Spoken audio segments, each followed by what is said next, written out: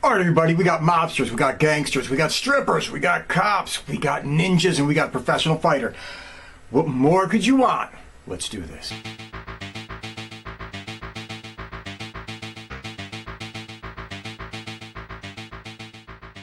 Okay, everybody, today we're going back to 1984 to check out a little gem of a movie. We're talking Fear City. They took everything and the kitchen sink and threw it in this one, folks. This is right down Grindhouse Lane. Anyway, before we go any further, once again, and as always, to the trailer. New York City. Open 24 hours. Here, pleasure is business.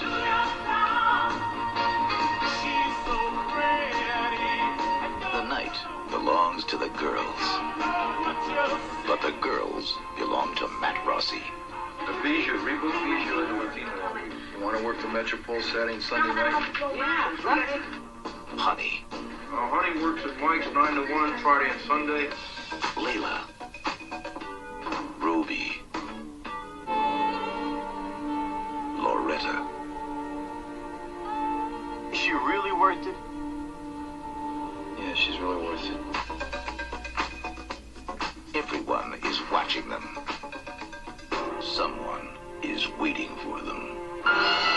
Now, everyone in New York is living in Fear City.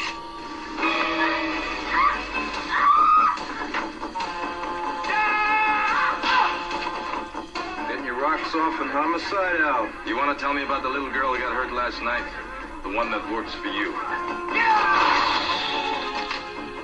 What are we gonna do, man? What can we do? This.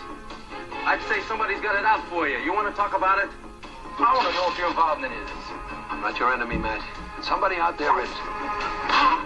At last, the law and Matt Rossi have something in common. City full of suspects.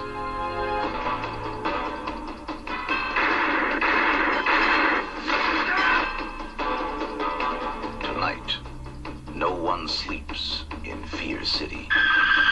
Tom Berenger is outside the law. Billy D. Williams is the law. The only thing between that bastard and innocent people. These are the girls. Melanie Griffith, Ray Dawn Chong, Ola Ray, and María Conchita Alonso. Now a fighter. Come blow the son of a bitch's head right off. Must think like a killer and make his stand in the streets of Fear City.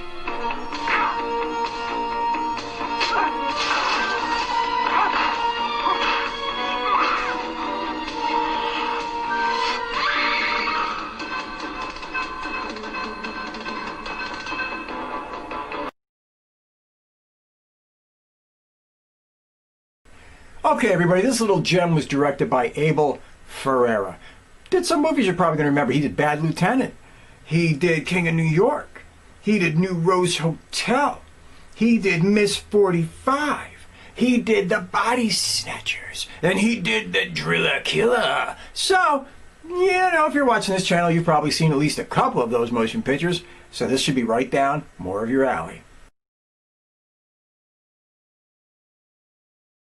Okay, play it, Matt Rossi. We're talking about the incomparable Tom Berenger. Been around for a long time, been in a lot of shit. Anyway, he's been in stuff like Platoon, and Inception, and Shoot to Kill, which sometimes gets forgotten, and Born on the 4th of July, and Sniper, and The Substitute, and Gettysburg, and Major League, and The Dogs of War. So, been around for a long time, still acting to this day. I mean, this guy's career now is almost on a 40-year mark. Anyway, either way is what it is. Let's keep going.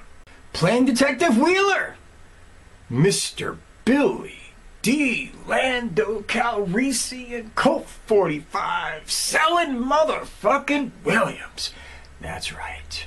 Billy D. Williams. Been in a lot of shit, folks. Away we go. He's been in stuff like Nighthawks, which I love and will review, and Mahogany, and Lady Sings the Blues, and The Empire Strikes Back, and of course Return of the Jedi, and Batman, and the final come down, and tons of TV work. He was in Deadly Illusion too. So anyway, that and tons of TV work.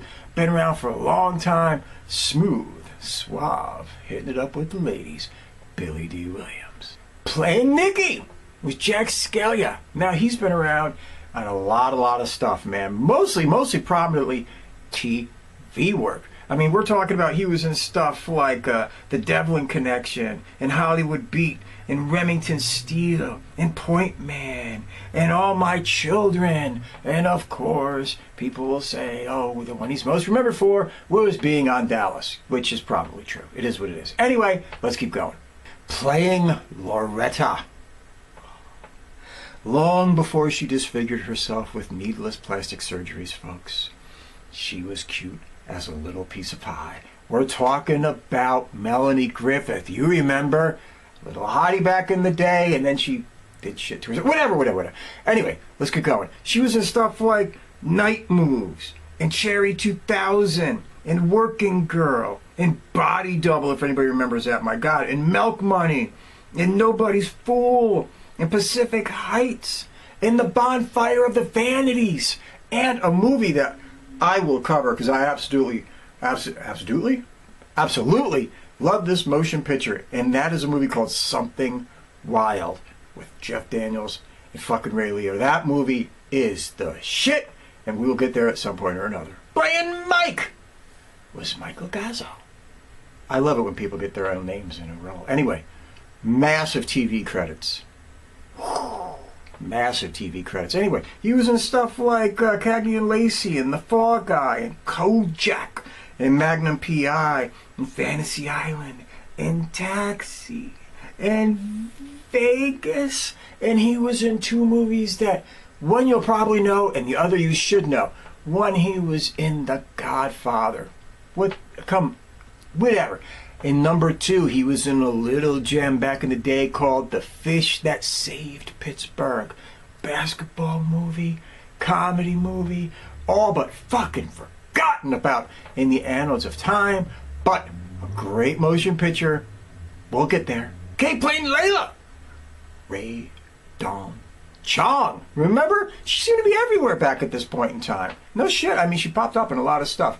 We're talking about she was in stuff like Quest for Fire, and Beat Street, and American Flyers, and The Color Purple, and Soul Man, and The Principal, and fucking, of course, in Commando with the Schwarzenegger himself.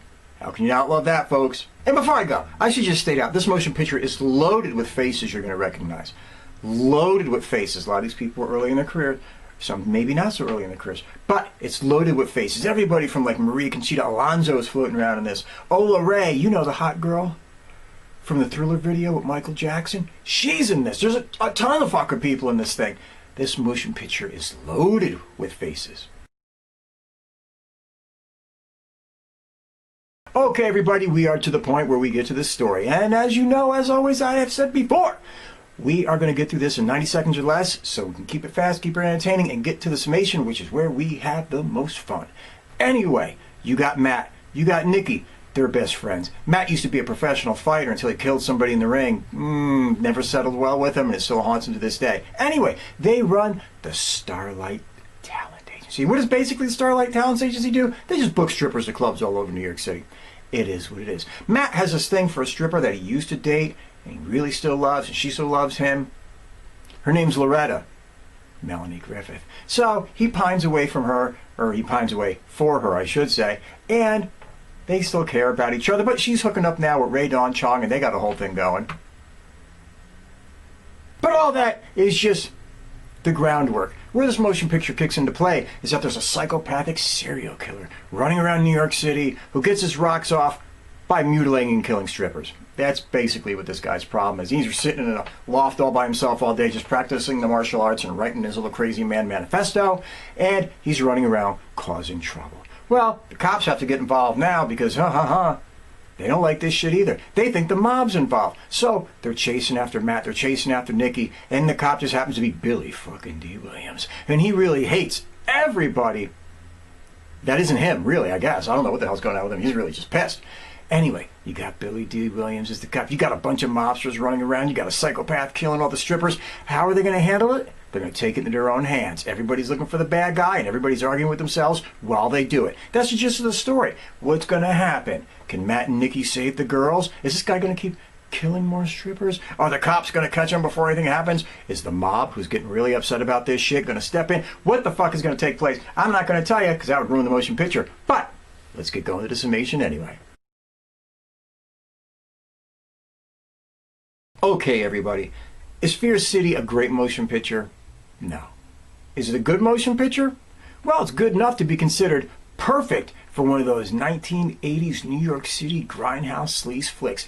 And that's exactly what it is. From the opening montage, where it just shows you the seedier parts of New York City, cut in with chicks dancing on stage, back to the city, chicks dancing on stage, mixed in with that David Johansen, New York Dolls type music, you know where you're going. Hell, even the fonts in the beginning of it that says Fear City and all the names is in that like cheesy, broken up, bloody, melted, whatever the fuck kind of font print they were using. You know 3 minutes into this exactly what you're going to get. Is the directing good? It's good enough. You know Abel Ferrara, you know what he's done. I've listed it already. You know what you're going to get. Is the writing good? It's good enough to push this thing along. Is the acting good? Well, shit, yeah, that's the best part of it, because you got a really good cast that keeps this thing moving along. I mean, sometimes Billy D. Williams plays it a little bit much, but relatively. The cast does an excellent job. Are there problems? Sure. The plot's goddamn paper thin. The movie feels like it runs about 10 minutes longer than it needs to. But what makes this movie work? What makes this movie interesting? What makes this movie entertaining is it is simply, as it is, a 1980s grindhouse flick. It gives you everything that you think you're going to get. Really, you got an A-list cast pushing along a story that's main characters, more than the main characters you think are in the movie, is New York City, action, and tits. And that's really what this motion picture is all about. You know what I mean? You got Tom Berenger and Melanie Griffith and Billy D. Williams carrying this shit across the finish line, but really, the star is New York City. Action. And tits. And that's what this motion picture gives you. So if you get a chance, go out there, look this thing up. Don't expect the world. Don't expect, you know, fucking Reservoir Dogs or something like that. But do expect that you're going to see a great flashback to the early, mid-80s and see how it was done at the end of the true grindhouse sleaze. Let's face it, folks, after this, it all turned a little bit comedic. It was all a little bit goofy. You know what I mean. If it was going to be an exploitation movie, it was usually a comedy. You know what I mean? It was like Porky's being redone over and over again, or Revenge of the Nerds being over and over again, or something like that. Or it was a straight over-the-top horror type flick. You know what I'm saying? It was that kind of a thing. This is when the stars of the motion picture were the locations as much as what was going on in it, which changed again as time went on. You know, they didn't do that as much as they used to in the olden days. It wasn't so much the environment anymore. You know what I mean? It was 7 frat girls in a sorority house and some guys chasing them down. That kind of shit. It was farther and farther away from the New York, LA, Chicago type of vibe that the early grindhouse movies used to provide to people, and basically that everybody kind of fell in love with to a degree. So, okay, I'm rambling. I'm all over the place. Anyway, none of that matters. Everybody, go out, watch this motion picture. Let me know what you think. Some of you remember it. Some never heard of it. Who knows? Give me a shout out. I'll listen. Anyway, take care of each other. Be good to one another. Stay out of trouble. Do the best you can to be a good human being. And above all else, under no circumstances, take any shit from anybody. Be good. See you soon.